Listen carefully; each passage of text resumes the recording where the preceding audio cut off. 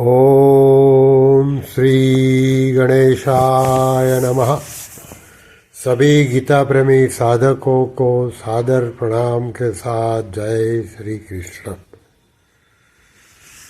हमारी ये गीता ज्ञान की यात्रा में अब हम 7वें श्लोक में आए हैं। ओम श्री परमात्मने नमः। श्रीमद् भागवत गीता अथ सप्तमोऽध्यायः।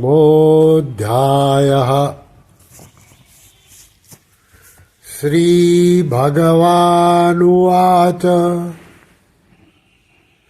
मय्यासक्तमनः पार्थ योगं युञ्जन्मदाश्रयः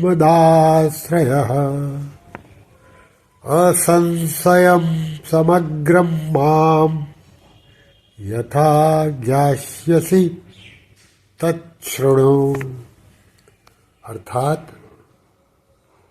श्री भगवान बोले, हे पृथानंदन,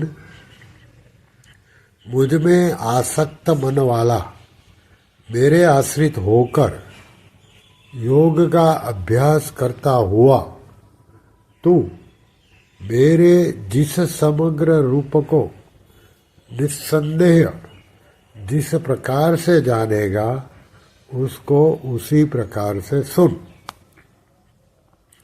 अभी इसकी व्याख्या साधक संजीवनी में रामसुखदास जी ने इस प्रकार ये श्लोक समझाया है।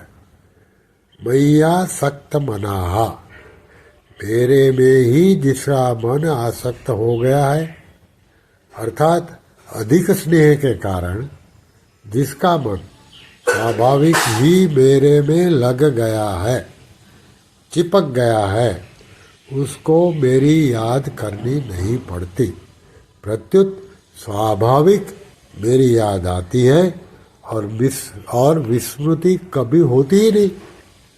ऐसा तू मेरे में मन वाला हो, जिसका उत्पत्ति विनाशशील वस्तुओं का और शब्द स्पर्श रस रूप तथा गंध का आकर्षण मिट गया है, जिसका इस श्लोक में शरीर के आराम आदर सत्कार और नाम की बढ़ाई में तथा स्वर्गादि परलोक के भोगों में किंचित मात्र भी खिंचाव आसक्ति या प्रियता नहीं है, प्रत्युत केवल मेरी तरफ ही खिंचाव है, ऐसे पुरुष का नाम मय्यासक्त मना है। साधक भगवान में मन कैसे लगाए जिससे वह मय्यासक्त मना हो जाए, इसके लिए 2 उपाय बताए। एक, साधक जब सच्ची नियत से भगवान के लिए ही जप ध्यान करने बैठता है तथा भगवान उसको अपना भजन मान लेते हैं, तब भगवान उसको अपना भजन मान लेते हैं। जैसे कोई धनी आदमी किसी नौकर से कह दे कि तुम यहाँ बैठो, कोई काम होगा तो तुम्हारे को बताएंगे। किसी दिन उस नौकर को मालिक ने कोई काम नहीं बताया, वह नौकर दिन भर खाली बैठा रहा और शाम को मालिक से कहता है, बाबू मेरे को पैसा दीजिए। मालिक कहता है, तुम सारे दिन बैठे रहे, पैसे किस बात के? वह नौकर कहता है, बाबूजी सारे दिन बैठा रहा इस बात के। इस तरह जब एक मनुष्य के लिए बैठने वाले को भी पैसे मिलते हैं, तब जो केवल भगवान में मन लगाने के लिए सच्ची लगन से बैठता है, उसका बैठना क्या भगवान निरर्थक मानेंगे? तात्पर्य यह हुआ कि जो भगवान में मन लगाने के लिए भगवान का आश्रय लेकर भगवान के ही भरोसे बैठता है, वह भगवान की कृपा से भगवान में मन वाला हो जाता है। दूसरा, भगवान सब जगह है तो यहाँ भी है, क्योंकि अगर यहाँ नहीं है तो भगवान सब जगह है यह कहना नहीं बनता। भगवान सब समय में है तो इस समय भी है, क्योंकि अगर इस समय नहीं है तो भगवान सब समय में है, यह कहना नहीं बनता।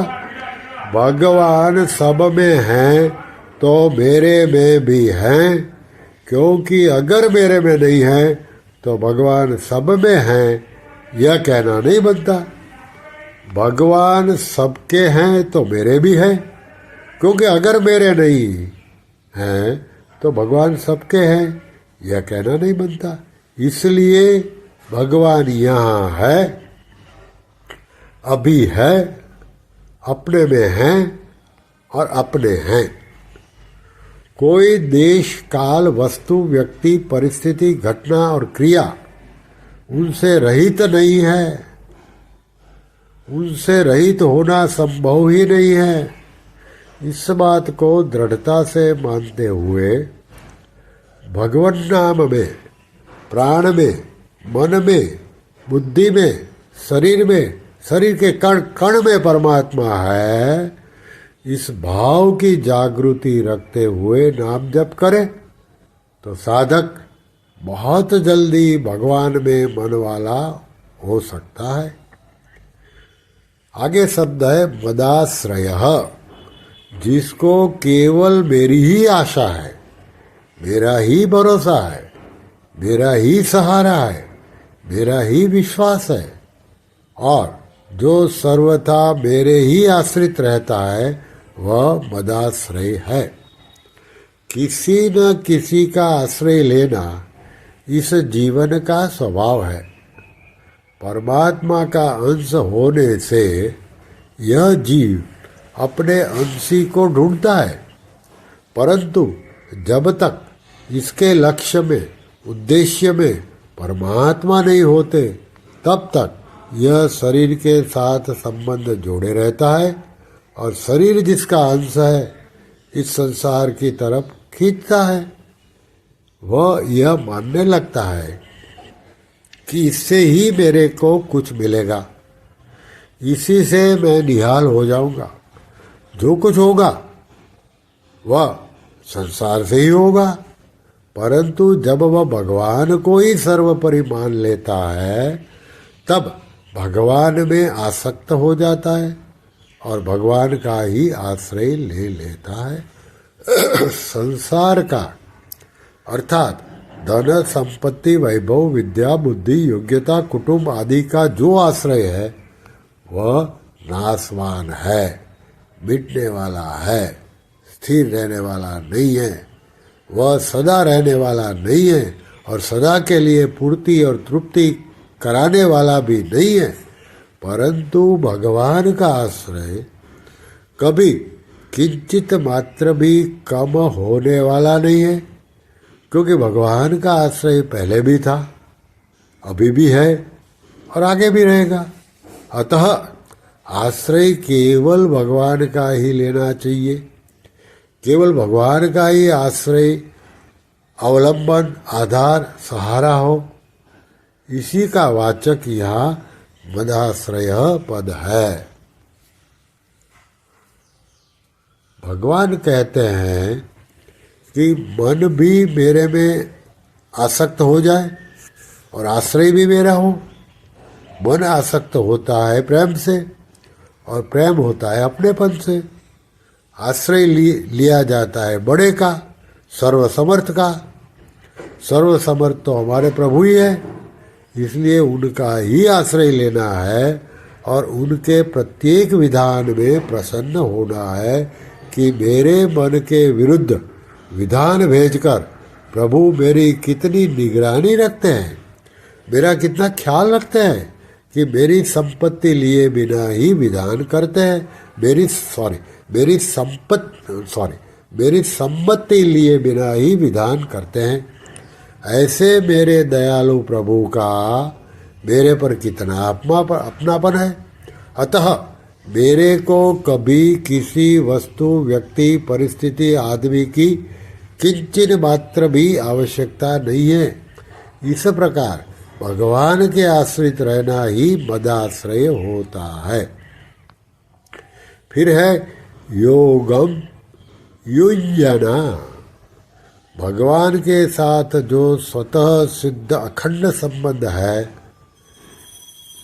उस संबंध को मानता हुआ तथा सिद्धि असिद्धि में सम रहता हुआ साधक जप ध्यान कीर्तन करते में भगवान की लीला और स्वरूप का चिंतन करने में स्वाभाविक ही अटल भाव से लग रहता है। उसकी चेष्टा स्वाभाविक ही भगवान के अनुकूल होती है।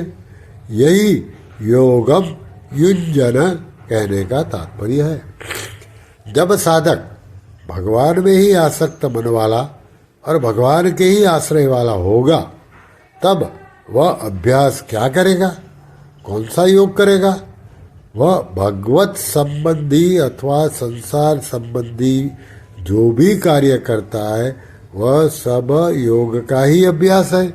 तात्पर्य है कि जिससे परमात्मा का संबंध हो जाए, वह लौकिक या पारमार्थिक काम करता है, और जिससे परमात्मा का वियोग हो जाए, वह काम नहीं करता है। फिर है असंशयम समग्रम माम, जिसका मन भगवान में आसक्त हो गया है, जो सर्वथा भगवान के आश्रित हो गया है और जिसने भगवान के संबंध को स्वीकार कर लिया है, ऐसा पुरुष भगवान के समग्र रूप को जान लेता है, अर्थात सगुण निर्गुण, साकार निराकार, अवतार अवतारी और शिव गणेश सूर्य विष्णु आदि जितने रूप हैं, उन सबको वह जान लेता है। भगवान अपने भक्त की बात कहते कहते अघाते नहीं हैं और कहते हैं कि ज्ञान मार्ग से चलने वाला तो मेरे को जान सकता है और प्राप्त कर सकता है, परंतु भक्ति से तो मेरा भक्त समग्र रूप से जान सकता है और इष्ट का अर्थात जिस रूप से मेरी उपासना करता है, उस रूप का दर्शन भी कर सकता है। फिर है यथा यास्यसि तच्छृणु। यहाँ यथा पद से प्रकार बताया गया है कि तू जिस प्रकार जान सके वह प्रकार भी कहूँगा, और तत्पद से बताया गया है कि जिस तत्व को तू जान सकता है उसका मैं वर्णन करता हूँ, तू सुन। 6ठे अध्याय के 47वें श्लोक में श्रद्धावान भजते यो माम स मे युक्तमो मतः पदों से प्रथम पुरुष वह का प्रयोग करके सामान्य बात कही थी, और यहाँ 7वें अध्याय के आरंभ करते हुए यथा यास्यमित तच्छृणु पदों में मध्यम पुरुष तू का प्रयोग करके अर्जुन के लिए विशेषता से कहते हैं कि तू जिस प्रकार मेरे समग्र रूप को जानेगा वह मेरे से सुन। इससे पहले के 6 अध्यायों में भगवान के लिए समग्र शब्द नहीं आया। 4थे अध्याय के 23वें श्लोक में यज्ञा याचरतः कर्म समग्रम प्रविलीयते पदों में कर्म के विशेषण के रूप में समग्र शब्द आया है, और यहाँ समग्र शब्द भगवान के विशेषण के रूप में आया है। समग्र शब्द में भगवान का तात्विक स्वरूप सबका सब आ जाता है, बाकी कुछ नहीं बचता। श्री कृष्ण शरणम मम, श्री कृष्ण शरणम मम, श्री कृष्ण